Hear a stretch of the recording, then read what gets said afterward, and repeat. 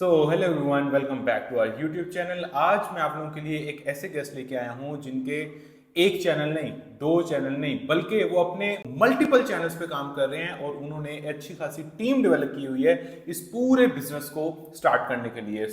Welcome करते हैं साइम को अपने यूट्यूब चैनल पे और इनसे आज हम डिस्कस करेंगे कि कौन कौन से चैनल्स पे ये काम कर रहे हैं, किस तरह से उन्होंने टीम अपनी ऑर्गेनाइज की हुई है और ये सारा बिजनेस चल कैसे रहा है। साइम, सबसे पहले आप अपने बारे में थोड़ा सा बताएं कि आप कहाँ से बिलोंग करते हैं और आपने यूट्यूब ऑटोमेशन की तरफ कब स्टेपिंग किया। मैं कराची से हूँ और मैं इनिशियली फ्रीलांसिंग करता था एज़ अ वीडियो एडिटर। फिर मैंने एजेंसी स्टार्ट की और हम फेसलेस क्लाइंट्स के साथ काम करते रहे। फिर हमें इंस्पिरेशन मिली कि हम अपने चैनल भी स्टार्ट करें and then we started doing our own channels as well. All right, तो साइम ऐसा क्या हुआ कि पहले आपकी एजेंसी मॉडल ऑलरेडी सक्सेसफुल थी, वहां से अपने चैनल्स की तरफ शिफ्ट करने का आपने कैसे प्लान बनाया। वेल इस तरह से था कि मैंने काफ़ी लोगों को सक्सीड होते हुए देखा इसके साथ और ऑब्वियसली एक लेजिट मॉडल होता है। इसमें कोई इस तरह की चीज़ नहीं है कि कोई स्कैम हो गया या इस तरह की कोई चीज़ हो गई। तो मैंने जब अपनी आँखों से रिज़ल्ट्स देखे लोगों के तो मैंने ये सोचा कि अगर हम दूसरों के लिए कंटेंट बना के रिज़ल्ट जनरेट कर सकते हैं तो व्हाई नॉट अपने लिए क्यों ना करें। तो इसलिए फिर हमने अपने चैनल भी स्टार्ट किए। जबरदस्त। और जो एक स्किलफुल पर्सन है उसको पता होता है कि यार अगर मैं क्लाइंट्स के लिए उसको एक्स से वाई पॉइंट पे ले गया हूँ या वाई से जी पॉइंट पे ले गया हूँ, देन वाई नॉट ये मैं खुद के लिए भी करूँ। और डेफिनेटली वो चीज़ें आपके लिए भी वर्क करती हैं। हाँ, थोड़ा सा टाइम जरूर लगता है आपको, पहले 2-3 महीने सैलरी के तौर पे इनिशियल इनकम नहीं आपको आती, लेकिन उसके बाद जैसे ही आपका चैनल चल पड़ते हैं आपको भी उसी तरह से, बल्कि सैलरी से भी कई गुना ज्यादा आपकी इनकम आना स्टार्ट हो जाती है। तो साइम, अब मुझे ये बताओ कि आपकी जो ऑलरेडी सारी टीम इस्टेब्लिश है, आप लोग ऑलरेडी कितने चैनल्स पे काम कर रहे हो और किन किन निशेस में काम कर रहे हो। वेल करंटली अगर मैं टोटल देखा जाए तो हम लोग close to 30 and 30 above channels हैं, बट मेरा जो सबसे प्रॉफिटेबल करंटली नीश है नंबर्स वाइज वो स्पोर्ट्स है। तो स्पोर्ट्स में आप कह सकते हैं हम 9-10 चैनल्स पे इस वक्त काम कर रहे हैं। और बाकी के जो चैनल्स हैं आपके ऑलमोस्ट वो किन किन निशेस में है, थोड़ा थोड़ा उनके बारे में बता दो।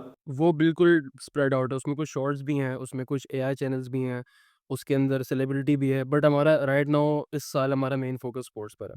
सही सही। साइम, हमें ये लगता है कहीं ना कहीं दूर से बैठे हुए लोग जो अभी स्पोर्ट्स के अंदर एंटर नहीं किए, उनको ये लगता है कि यार स्पोर्ट्स की ऑलरेडी इतनी बड़ी बड़ी ब्रॉडकास्टिंग कंपनीज बैठी हुई हैं, पूरे इंस्टीट्यूशंस बैठे हुए हैं, हम कोई भी वहां से एलिमेंट उठाएंगे हमें कॉपीराइट स्ट्राइक का मसला आ सकता है, हम स्पोर्ट्स के अंदर ग्रो नहीं कर पाएंगे, यहाँ पे तो किसी भी सूरत कंटेंट को रीपर्पस करना भी बड़ा मुश्किल हो जाता है इवन।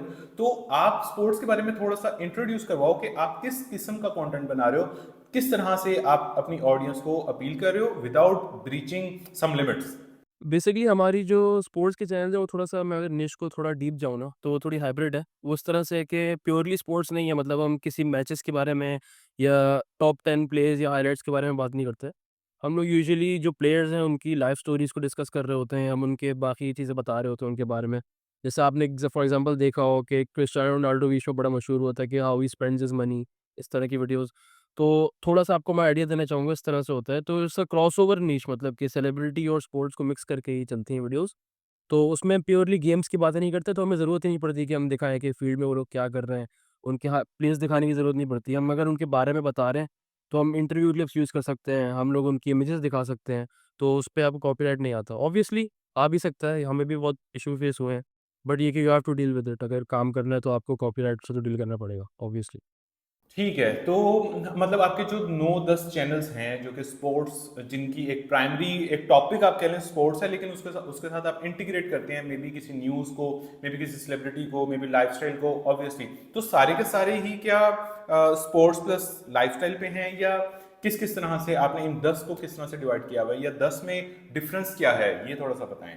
ओनली डिफरेंस एक ही फ़र्क है 10 के अंदर, कि स्पोर्ट डिफरेंट है। तो सारा निश सारी सेम है सबकी, सिर्फ स्पोर्ट डिफरेंट है। Baseball, basketball, American football, cricket, whatever, इस तरह से डिवाइड होएगा। ठीक है, तो साइम, वेरी इंटरेस्टिंग, एक्चुअली मैं खुद भी काफ़ी इंटरेस्टेड हुआ हूँ इस चीज़ को सुन के कि एक स्पोर्ट को पकड़ा, एक लाइफस्टाइल को पकड़ा, या उसमें सेलिब्रिटी को पकड़ा और डिफरेंट स्पोर्ट्स पे चैनल्स बनाए। तो आई थिंक कि इसमें कोई भी मसला नहीं होगा, कॉपीराइट के भी इसमें इतने ज़्यादा मसले नहीं होंगे जितना आप लोग समझते हैं कि यार पाकिस्तान इंडिया का मैच हुआ, उसके हाईलाइट्स बना के मैं डाल देता हूँ, तब मेरा चैनल चल जाएगा यार। This is not YouTube automation, ये तो आप किसी के कंटेंट को पकड़ रहे हो और स्ट्रेट आप उस पर अटैक कर रहे हो, तो वो भी डायरेक्ट आप पे अटैक करेगा। तो अच्छा मुझे बताओ साइम के, आपने बेसबॉल को भी टारगेट किया होगा, आपने क्रिकेट को भी मे भी किया हो, बास्केटबॉल को किया होगा। फॉर यूएस ऑडियंस सबसे ज्यादा देखे जाने वाली स्पोर्ट कौन सी है? अगर पाकिस्तान से बैठ के किसी ने यही माइंड बनाया है कि यार मैंने सिर्फ यूएस ऑडियंस को टारगेट करना है, तो कौन सी स्पोर्ट ऐसी है जो यूएस में सबसे ज्यादा देखी जाती है? करंटली एनएफएल और एनबीए बिल्कुल टॉप पर है, एंड देन आपके पास सेकंड थर्ड पे एमएलबी आ जाता है जो कि बेसबॉल है। तो यूएस के तो ये 3 टॉप स्पोर्ट्स हैं, एनएफएल, एनबीए, एमएलबी, बेसबॉल। और उसके अलावा मज़ीद अगर आप थोड़ा जाएँगे तो गोल्फ के अंदर भी यूएस की ऑडियंस मेजॉरिटी में आती है। टेनिस के अंदर भी यूएस की ही ऑडियंस आती है। अब एसेंशियली होता ये है कि कुछ स्पोर्ट इस तरह के हैं जो कि कंट्री स्पेसिफिक है। जैसे एनएफएल, एमएलबी वगैरह, ये यूएस के अंदर ही बनते हैं, वहीं खेले जाते हैं, वहीं देखे जाते हैं। तो अगर आप कुछ भी बनाओगे इन पे तो ऑडियंस यूएस की टॉप पर आएगी। बट अगर आप टेनिस में जाते हो, अब गोल्फ में जाते हो या क्रिकेट में जाते हो, तो उसमें ये होता है कि या फुटबॉल में जाते हो, इवन जो सॉकर है आपका फीफा वाला, उसमें इंटरनेशनली पूरी कंट्रीज़ खेलते हैं, टीम्स खेलती हैं। तो उसमें ये है कि आपको जिस कंट्री को टारगेट करना है, आप उस कंट्री के प्लेयर्स के बारे में बात कर लो, आप उस कंट्री के इवेंट्स के बारे में बात कर लो। तो अगर आप टेनिस के बारे में वीडियोज़ बना रहे हैं और आपको चाहिए कि आप चाह रहे हैं कि अमेरिकन ऑडियंस है, तो आप अमेरिकन टेनिस प्लेयर्स के बारे में वीडियोज़ बनाएँ, तो इस तरह से आप टारगेट कर सकते हैं। That's an excellent idea. और ये बड़ा ही इन्होंने प्रो टिप दी है कि अगर आप चाह रहे हैं कि यार मुझे यूएस ऑडियंस ही चाहिए, जो कि मैक्सिमम लोग जो इस वीडियो को देखेंगे उनकी मैक्सिमम यही कोशिश होगी कि मैं यूएस ऑडियंस टारगेट करूं, तो प्राइमरीली आप वो वाले स्पोर्ट्स यूज कर लें जो एग्जैक्टली यूएस बेस्ड हैं। अगर नहीं तो आप उन कंट्री की जो टीम्स हैं, फॉर एग्जांपल अगर यूएसए की कोई, जिस तरह उन्होंने बताया टेनिस की टीम है, तो आप सिर्फ उन्हीं प्लेयर्स के ऊपर कोई ना कोई बात कर लें, उनकी न्यूज़ दे दें, उनके सेलिब्रिटीज़ के बारे में बात कर लें, उनके लाइफस्टाइल के बारे में बात कर लें, वो पैसे कैसे स्पेंड करते हैं, मतलब व्हाट्सएवर किसी और निश के साथ उसको इंटीग्रेट करके आप उनको टारगेट करें, तो आपको यूएस की ही प्राइमरली ऑडियंस मिलेगी। ज़बरदस्त आइडिया। अच्छा मुझे बताएं साइम के, आप जिन चैनल्स पे काम करें, ये जो निशेस हैं, इनमें सबसे इंपॉर्टेंट क्या चीज़ है? Either their topics, either their script, either their video editing, मतलब इस निश के अंदर सबसे ज़्यादा इंपॉर्टेंस किस चीज़ की है कि साथ भाई अगर ये चीज़ परफेक्ट होगी ना, मोस्ट लाइकली आपका कंटेंट अच्छा चलेगा। आई वुड से मेरे लिए राइट नाउ सबसे इम्पोर्टेंट स्क्रिप्ट है, उसके बाद आइडिएशन है, क्योंकि टू बी ऑनेस्ट इस निश के अंदर अगर हम वीडियोस बना रहे हैं ना, तो हम लोग एडिटिंग इतनी टॉप नॉच नहीं कर रहे हैं, हम लोग फ्रीक्वेंसी में ज़्यादा की हुई है, क्योंकि अगर आप डेली अपलोड्स कर रहे हो या आपकी फ्रीक्वेंसी ज़्यादा है, तो आप ऑब्वियसली क्वालिटी पे इतना वो एडिटिंग पे ध्यान नहीं दे सकते। बट जो वीडियो को कैरी कर रही है पूरी निश, वो स्क्रिप्ट कर रही है, क्योंकि अगर आपकी वीडियो में इतनी हाइलाइट्स नहीं है, क्लिप्स नहीं है, तो रिटेंशन कम होती है यूजुअली ना, लोग कितना देख लेंगे? अगर इमेजेस ज़्यादा हैं, बहुत बोरिंग क्लिप्स हैं। लेकिन अगर जो नैरेशन चल रही है उसके बैकग्राउंड में, स्क्रिप्ट ऑडियंस के हिसाब से डिज़ाइन की गई है, तो उसमें फिर ये होता है कि लोग इंटरेस्ट से देख लेते हैं पूरा उसको। तो आई वुड से नंबर 1 पे मैं स्क्रिप्ट रखूँगा, उसके बाद वीडियो आइडिया को रखूँगा। ज़बरदस्त। एंड क्या वो टेक्निक है या किस तरह से आप अपने स्क्रिप्ट को यूनिक बनाने के लिए एफर्ट पुट करते हैं, या अगर इस निश में स्क्रिप्ट ही इतना इंपॉर्टेंट है, तो वो कौन सा एक्स्ट्रा माइल है जिसमें हमें जाना चाहिए, तभी जाके हमारी स्क्रिप्ट अच्छी होगी और रिटेंशन हमारी यहाँ पे बेहतर हो सकती है? कोई एक दो टिप्स दें स्क्रिप्ट रिलेटेड। वेल इसमें कोई सीक्रेट चीज़ नहीं है, बहुत बेसिक है, हर कोई कहता है कि हुक आपका अच्छा होना चाहिए, लेकिन कोई पे ऑफ्स के बारे में बात नहीं करता। तो पे ऑफ्स बेसिकली स्क्रिप्ट के अंदर ये होते हैं कि आप जब स्क्रिप्ट लिखो तो आप ये भी सोचो कि यार चलो मैंने किसी को क्लिकबेट तो कर लिया, ठीक है? क्लिकबेट आपने अपनी ऑडियंस को कर लिया, लेकिन जब वो क्लिक करेगा और अगर वो फर्स्ट 30 सेकंड में वापस चला जाएगा, तो उससे ज़्यादा आपके चैनल में कोई चीज़ हर्ट नहीं करती। तो आपका बेसिकली मकसद ये होना चाहिए कि यार अगर थंबनेल में मैंने ये चीज़ दिखाई ना, तो जो पहला वर्ड है स्क्रिप्ट का या पहला सेंटेंस है, उसमें मैं उनको बता दूँ कि हाँ भाई आपने जो चीज़ क्लिक की है ना, आपको वो मिल जाएगा। तो उसको हम कहते हैं क्लिक कन्फर्मेशन। एंड देन जब हम पे ऑफ की तरफ आते हैं, जो हुक के फ़ौरन बाद आता है, उसके अंदर हम बेसिकली ऑडियंस के दिमाग में जो सवाल होते हैं, उनको हम आंसर करते हैं। जब आप स्क्रिप्ट लिखने बैठें, तो आप लोग यूजुअली थंबनेल एंड में बनाते हैं। आप स्टार्ट में थंबनेल बनाओ, फिर आप स्क्रिप्ट लिखने बैठो, तो आप अपनी स्क्रिप्ट को हुक ऐसे डिज़ाइन करो कि आपको पता हो कि मेरा थंबनेल ये है, मेरा टाइटल ये है, अब मैंने हुक उस तरह लिखना है। क्योंकि स्क्रिप्ट किसी और बारे में है, बाद में आप थंबनेल बनाने बैठे, आपका कोई और मूड हुआ, आपने कोई बहुत ही क्लिकबेट किस्म का बना दिया, जो आएगा आपको गालियाँ देगा, डिसलाइक करेगा, वो नहीं देखेगा वीडियो आपकी। तो आपने बस थंबनेल की क्लिक कन्फर्मेशन करनी है और पे ऑफ में ये आपने ये देखना है कि आपने एनालाइज़ करना है कि मेरी ऑडियंस कौन है, उनके दिमाग में किस तरह के सवाल होंगे और आपने उन सवालों के उनको आंसर देने हैं बेसिकली। Excellent point. और आई थिंक साइम, मैं तो रिलेट कर रहा हूँ ये, आई थिंक मिस्टर बीस ने ये चीज़ बताई हुई है, और उसका ये रूल है कि आप जो भी थंबनेल में लिखो फर्स्ट 10 सेकंड्स के अंदर उसको एड्रेस लाजमी करो, ताकि आपके ऑडियंस के माइंड में क्वेश्चंस क्लियर हों और वो उसको पता हो कि हाँ यार, मैं जिस वजह से एंटर हुआ हूँ वो वीडियो में मौजूद है।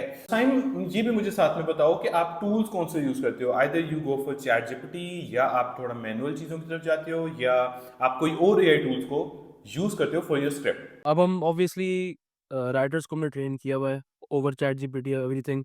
अभी रिसेंटली लास्ट वीक नया टूल आया है, अगर मैं आप अलाउ करें मैं उसको रिवील कर सकता हूँ। सब्सक्राइबर एआई के नाम से एक टूल है, जिसपे इनिशियली आपको पूरा वर्कफ्लो आपको ए टू जी मिल जाता है। आप उस पे आइडियाज़ भी निकाल सकते हैं वीडियोज़ के, आप उस पे टाइटल्स, उस पे पूरी-पूरी स्क्रिप्ट आप जनरेट कर सकते हो, थंबनेल आइडियाज़, हर चीज़ आपको वो इंक्लूडिंग हुक दे देता है। तो that is a good tool जो कि आप यूज़ कर सकते हैं। और मज़ीद ये कि बाकी सारा काम मोस्टली मैनुअल ही है, तो टीम्स ही कर रही होती हैं काम। अगली चीज पे आते हैं Saim, how about keyword research, आप इसकी कीवर्ड की रिसर्च कैसे करते हैं, इस टाइटल पे आपने वीडियो बनानी है, इस चीज को आप कैसे मेक श्योर करते हैं कि आप अपने कंपेटिटर्स को देख के ये चीज डिसाइड करते हैं, या आपका कोई और फ्रेमवर्क है इस चीज का? अच्छा, अगर आप टाइटल की बात करें तो वो इस तरह से होता है कि एक ही मेथड है हमारा जो कि चल रहा है, बहुत महीनों से हम वो चलाए जा रहे हैं, वो है format transfer method.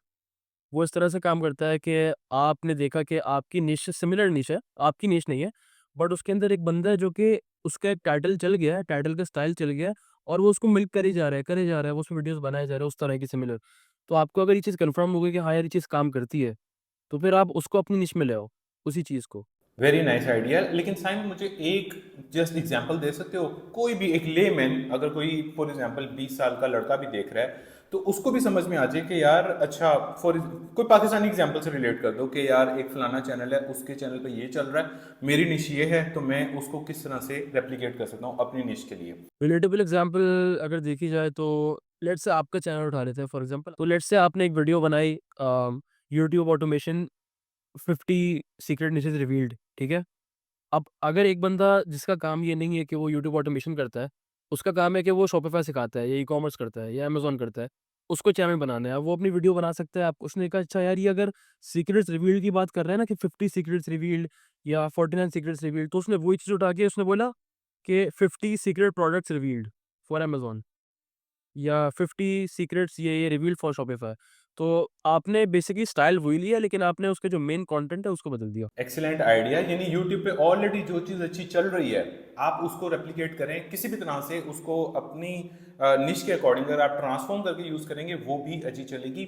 YouTube is all about actual facts and figures, YouTube is already providing you, आपने उसको देख के अपनी स्ट्रेटजी बनानी होती है, ना कि जो आपका दिल कर रहा है कि यार अच्छा मैं अपनी नेक्स्ट वीडियो उस पर बनाता हूँ, मेरा दिल कर रहा है मैं ये टाइटल रखता हूँ, मेरा दिल कर रहा है मैं ये थंबनेल पर टेक्स्ट लिखता हूँ। इवन साइम ने एक बड़ा इंपॉर्टेंट पॉइंट डिस्कस किया जो कि मैं बहुत दफा आप लोगों को समझाता हूँ कि यार आपने अपनी वीडियो बनाने से पहले जो आपका काम है वो है अपना टाइटल, एग्जैक्ट टाइटल लिख के रख लेना, और एग्जैक्ट जो आपने थंबनेल के ऊपर टेक्स्ट लिखना है, 4-5 वर्ड जो आपने अपने थंबनेल के ऊपर लिखने हैं, उसको भी लिख के रख लेना। उसके बाद आता है स्क्रिप्ट, उसके बाद आता है वॉइस ओवर, उसके बाद आती है एडिटिंग।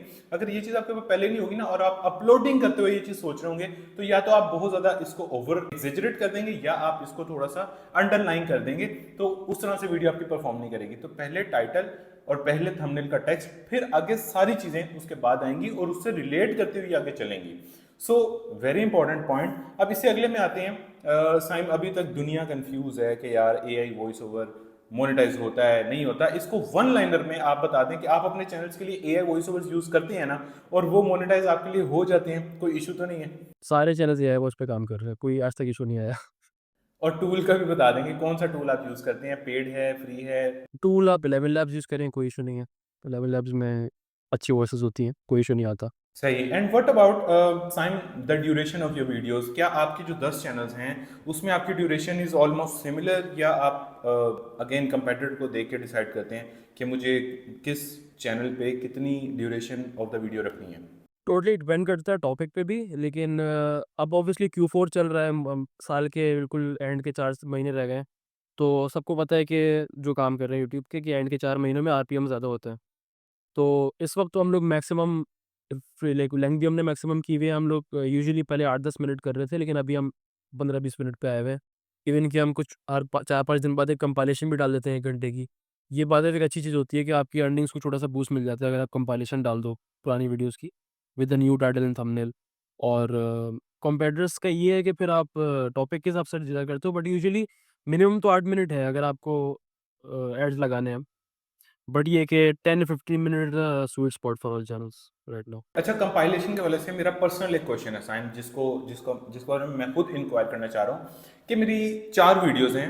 उन 4 वीडियोस को कंपाइल करके मैं उसी चैनल पे एक लंबी, फॉर एग्जांपल 10-10 मिनट की 6 वीडियोस हैं, उसके बाद मैं घंटे की वो 6 वीडियोस की कंपाइलेशन बनाऊं और एग्जैक्ट सेम चैनल पे अपलोड कर दूं, तो इसका कोई इशू तो नहीं है? क्योंकि पर्सनली मैंने खुद कभी नहीं किया। एक बार कर लें, मल्टीपल टाइम्स ना करें, क्योंकि अगर आप करेंगे तो फिर आपको वो डिमोनेटाइज़ करके बोलेंगे रिपिटिटिव कंटेंट है, फिर वो इश्यू आ जाएगा। बट ऑब्वियसली ट्राई करें कि आप थोड़ा-सा उसमें ना, लेट्स से अगर आपकी 10-10 मिनट की 5-6 वीडियोज़ हैं, तो आप उनकी थोड़ी आगे-पीछे करके बीच में क्लिप्स आगे-पीछे लगा दें, थोड़ा बहुत चेंज करें उसको। और पैकेजिंग फिर आप उसकी चेंज करेंगे। आप ऑब्वियसली अगर कंपाइलेशन है, अगर लेट्स से प्लेयर्स के बारे में बात करता हूँ, तो कंपाइलेशन में टॉप 5 प्लेयर या टॉप 6 प्लेयर्स हैं, हू डिड दिस, तो थंबनेल आपका न्यू होना चाहिए, ब्रांड न्यू, टाइटल आपका ब्रांड न्यू होना चाहिए, तो कोई इश्यू नहीं आता। Okay, so what about video editing? थोड़ा वीडियो एडिटिंग को आई वांट कि आप थोड़ा डिटेल से एक्सप्लेन करें कि आप चीज़ों को कैसे रीपर्पस कर रहे हैं इस पर्टिकुलर निश में, क्योंकि ये एक थोड़ी सी डेंजरस फील्ड है, थोड़ा सा यहाँ पे कॉपीराइट्स के मसले हो सकते हैं, और आपके साथ अगर कोई बैड एक्सपीरियंस हुआ है उसको भी आप साथ में शेयर कर सकते हैं। अच्छा, जब क्लिप्स पे आप आते हैं तो आप मेक श्योर करो कि यार, अगर आप किसी से पंगा नहीं लो, फीफा ऑफिशियल चैनल है, उससे ना उसकी चीज़ उठाओ। आप कोई भी कॉपीराइट चीज़ उठाओगे तो ऑब्वियसली आपको इश्यू आएगा। सही है, स्पोर्ट्स के अंदर तो सबसे ज़्यादा आता है, क्योंकि वो लोग टीवी लाइसेंस होते हैं उनके पास होते हैं, तो वो तो एक्टिवली चेक कर रहे होते हैं रोज़ कि हाँ भाई, आज किसके चैनल में तबाह करना है। तो आपने उससे दूर रहना है, इस तरह की चीज़ों से।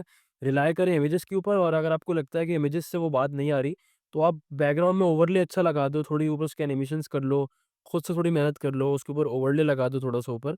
तो और आजकल तो टेम्पलेट्स मिल जाते हैं, इन्वार्टो से आप टेम्पलेट्स उठा लें एडिटिंग के लिए, और उसमें इमेज के स्लाइड शो टेम्पलेट्स होते हैं, अलग-अलग तरीके के होते हैं, टेक्स्ट अच्छा आप यूज़ करें, तो वीडियो एंगेजिंग भी रहेगी, और आपका एटलीस्ट ये है कि जितना भी आपने वीडियो बनाई है ना, वो आपका ओरिजिनल कंटेंट होगा। ठीक है, और as an inspiration Saim, I want कि आप एक छोटा सा हमें क्लिप दे देना, ताकि ऑडियंस को समझ में आ जाए कि ओवरले क्या है। बैकग्राउंड में एक ओवरले आ जाएगा और ऊपर उसकी पिक्चर की शायद उसमें भी कोई एनिमेशन लगी हो, या उसमें कुछ चीज़ें एलिमेंट्स ऑब्वियसली उसमें भी लगे होंगे। तो ये आप लोगों के सामने एक क्लिप चल रहा है, जिससे आप लोगों को समझ में आ जाएगी कि साइम किस तरह की वीडियो एडिटिंग की बात कर रहे हैं। Number 16, Pitcairn Islands, South Pacific. अच्छा साइम, अपने कोई बैड एक्सपीरियंस का भी बताओ कि कभी आपको कोई कॉपीराइट स्ट्राइक का मसला आया हो, या किस तरह से आपको किसी ने टारगेट करने की कोशिश की हो। बैड एक्सपीरियंस इस तरह से हुए हैं कि 1-2 बार इस तरह से हुआ था कि हमने वीडियोज़ बनाई कुछ प्लेयर्स के बारे में, एंड देन हमें लीगल थ्रेट्स आई थी उन प्लेयर्स की तरफ से डायरेक्टली, या उनके फैमिली मेंबर्स की तरफ से, कि लीगल थ्रेट्स से मतलब कि उन्होंने नोटिस भेजा था लीगल, कि आप अपनी वीडियो को टेक इट डाउन, डेफेमेशन है, ये है, वो है, उस तरह से होता है। तो बस ये बैड एक्सपीरियंस है, लेकिन ये कि आप बस ट्राई करें कि आपकी ऑडियंस खुश रहे आपसे, क्योंकि जो लाइक डिसलाइक रेशियो है ना, आप इग्नोर करते हैं, बट ये बहुत बहुत ज़्यादा मैटर करता है। मैं भी स्टार्ट टू लाइटली लेता था बहुत इसको, बट इसको लाइटली ना लें, लाइक डिसलाइक और अपनी ऑडियंस की हैप्पीनेस का ख्याल रखें। लेकिन साइम, एक पर्सपेक्टिव ये भी तो है ना कि यार, लाइक जितने मर्जी हो, डिसलाइक जितने मर्जी हो, हमें एज अ कंटेंट क्रिएटर हमें तो इंगेजमेंट मिल रही है। तो यार ठीक है, भाड़ में जाएं हम, हमें इंगेजमेंट मिल रही है, जितनी इंगेजमेंट है उतना हमारे यूट्यूब एल्गोरिथम को लग रहा है कि यार लोग इसमें इंगेज करें, चलो इसको थोड़ा सा पुश करते हैं। ये भी एक स्कूल ऑफ थॉट है, तो इस बारे में आप क्या कहोगे? बिल्कुल एग्ज़ैक्टली सही कह रहे हैं, और मैं भी स्कूल ऑफ थॉट का पार्ट था स्टार्टिंग में। लोग नेगेटिव कमेंट भर के करते थे, डिसलाइक करते थे, हम खुश होते थे, बाकायदा तो सेलिब्रेट करते थे कि देखो इतने कमेंट कर रहे हैं, आपस में लड़ रहे हैं, ये देखो ये सब कर रहे हैं। बट मेरी फिर यूट्यूब वालों से जब बात हुई पार्टनर मैनेजर से, after the channel got destroyed, तो उन्होंने फिर मुझसे ये कहा कि आपकी जो ऑडियंस है ना, वो आपसे खुश नहीं है। मतलब ये लोग, एल्गोरिथम के पास 2-3 मैट्रिक्स होते हैं। एक एक मैट्रिक उसके अंदर होता है व्यूअर सैटिस्फैक्शन। अगर आप यूट्यूब के ऑफिशियल चैनल पे जाएँ, क्रिएटर के नाम से क्रिएटर सपोर्ट का चैनल है, उस पे एक वीडियो बनी हुई है, उसका नाम है कि search and discovery. Search and discovery आपको बताती है कि आपकी वीडियो रिकमेंड कैसे करता है एल्गोरिथम। तो उसमें एक बहुत की मैट्रिक है, उसका नाम है व्यूअर सैटिस्फैक्शन स्कोर, और ये डिटरमाइन होता है आपके कमेंट्स से और आपकी लाइक डिसलाइक रेशियो से। और आपने कभी यूट्यूब देखते हुए नोटिस किया होगा कि यूट्यूब वीडियो खत्म हुई और एंड में आपको एक वो क्वेश्चन आंसर का सर्वे देता है कि how did you like this video, ये वो। तो ये जो 3-4 चीज़ें हैं ना व्यूअर सैटिस्फैक्शन की, अगर ये आपकी कंसिस्टेंटली बुरी जा रही हैं, 1 महीना, 2 महीना, 3 महीना, एक टाइम आएगा आपका ग्राफ ऐसे फ्लैट लाइन कर जाएगा और आप कुछ नहीं कर सकते फिर उसके लिए। तो ये थोड़ा माइंड में रखना है, बैलेंस होना ज़रूरी है। क्लिकबेट करें, कंट्रोवर्शियल बातें करें क्योंकि उससे एंगेजमेंट मिलती है, बट मेक श्योर कि आप लाइन क्रॉस ना कर दें वो वाली। सही, सही। तो उसके जब आपको कॉन्सिक्वेंसेस फेस करने पड़े, तो इवेंचुअली आपका क्या चैनल डिलीट हो गया या मतलब क्या उसका रिजल्ट क्या था? कि चैनल को ऊपर से कोई इश्यू नहीं था, no strikes, no nothing, even कि आप सपोर्ट से बात करो तो वो बोल रहे थे कोई इश्यू नहीं है। बट अगर आप खुद बताएँ कि एक चैनल पे अगर डेली के 20-25,000 न्यू व्यूज़ आ रहे हैं और एकदम से वो ड्रॉप करके 200 व्यूज़ पर डे पर आ गया, तो कुछ तो गलत है चैनल के साथ, राइट? इंप्रेशन ही नहीं आ रहे। 3-4 महीने बिल्कुल ज़ीरो इंप्रेशन पे चला गया, पुरानी वीडियोज़ भी नीचे आ गई। क्योंकि एवरग्रीन वीडियोज़ अगर आपकी होती है तो आपको पता है कि आप अपलोड करते रहते हैं, पुरानी वीडियोज़ भी रियल टाइम में शो होती है। बट अगर वो भी नीचे आ गई, तो उसका तो ये मतलब है कि एल्गोरिथम पसंद नहीं कर रहा आपके चैनल को। सही। एंड साइम, जैसे अभी आपकी बात से ही आगे एक बात निकाल रहा हूँ कि आपने बोला कि आप सर्चेबल कंटेंट भी बना रहे हैं। मुझे ये लगता है कि जिस निश में आप हैं वहाँ पे ऑलमोस्ट 60 से 70% आपके व्यूज ब्राउज फीचर के थ्रू ही आते होंगे। कुछ सिर्फ वीडियोज होती होंगी जो सर्च पे रैंक होती होंगी। मेरी फ़िलहाल इन चैनल्स के अंदर कंसिस्टेंटली हर चैनल के अंदर 90% से ऊपर ब्राउज़ फीचर से ही आते हैं रिव्यूज़। सर्चेबल बहुत कम आते हैं, वो तो इस तरह से आ गए कि किसी ने अगर प्लेयर का नाम सर्च कर लिया तो उसके थ्रू आ गया। बट हमारी जो टाइटल्स होते हैं ना वीडियो के, वो सर्चेबल हम सर्च ऑप्टिमाइज़ नहीं करते और डिस्क्रिप्शन वगैरह हम एसईओ वगैरह नहीं करते कुछ भी उसकी। हम टॉपिक इस तरह का बनाते हैं कि जो एग्ज़ैक्ट बंदा है उस तक पहुँच जाए वो वीडियो। अच्छा साइम, अब आते हैं थोड़ा सा हम रेवेन्यू की तरफ। आपके 30 चैनल्स हैं। मैं ये नहीं कह रहा कि 30 चैनल्स के रेवेन्यू आप मुझे बताओ। आपके 10 स्पोर्ट्स के चैनल हैं, वो भी मैं आपको नहीं कह रहा, आप मुझे बताओ। Can you just let our audience know कि इस निश में पोटेंशियल कितना है?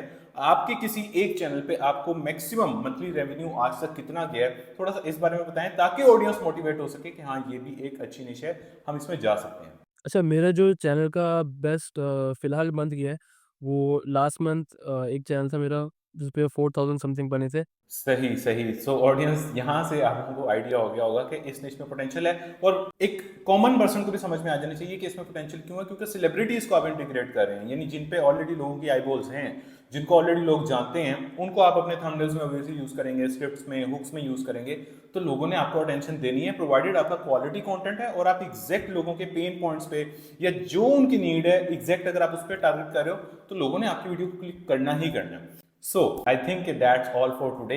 काफ़ी ज़्यादा वैल्यू मिली है, साइंस से काफ़ी चीज़ें हमें सीखने को मिली हैं। अगर आप लोग भी यूट्यूब ऑटोमेशन में कहीं ना कहीं महीने का कम से कम 1 लाख कमा रहे हैं, तो ये जो नीचे ईमेल आ रही है, इस ईमेल पे आप लोग कांटेक्ट कर सकते हैं और हम आपको भी एज अ गेस्ट अपने इस इंटरव्यू में ऑन बोर्ड कर सकते हैं। So thank you so much Saim for providing a lot of value to my audience. I hope so कि आप लोगों को भी पसंद आया होगा। आप लोगों का क्या फीडबैक है, आप लोगों ने कमेंट्स में लाजमी बताना है। Saim will obviously read all the comments, और अगर कोई क्वेश्चन भी है तो वो भी यहाँ पे करें ताकि साइम आपको डायरेक्टली इस निश से रिलेटेड आपकी कंफ्यूजन को दूर कर सकें। मिलते हैं इंशाल्लाह अगली किसी एपिसोड में, तब तक के लिए अल्लाह हाफिज़।